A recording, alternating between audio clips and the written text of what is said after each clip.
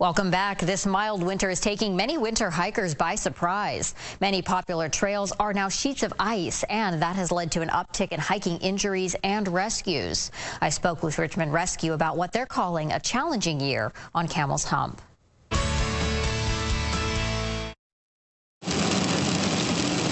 Freezing rain is an unwelcome sight in late February. As temperatures fall, all of this will turn to ice, and not just on the roads. This is much more treacherous conditions than we usually rescue in. Michael Sharella is the Director of Operations at Richmond Rescue and a member of the backcountry team.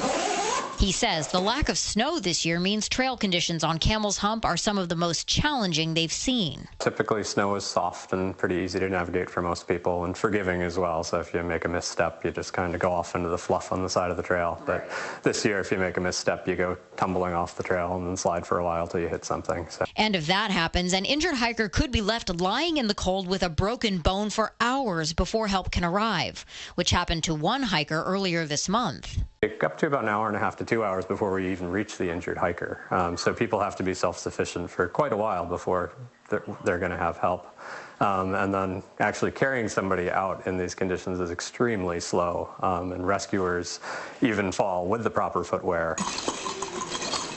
Proper footwear like crampons or microspikes attached to the boot. Yak tracks or any grips under ½ an inch won't cut it. Camel's Hump is hikeable as long as you're prepared for all of the ice. The trails kind of are like streams, so all the water kind of runs down to them and then flows over the snow and then freezes hard right afterwards, so you just end up with kind of an ice river.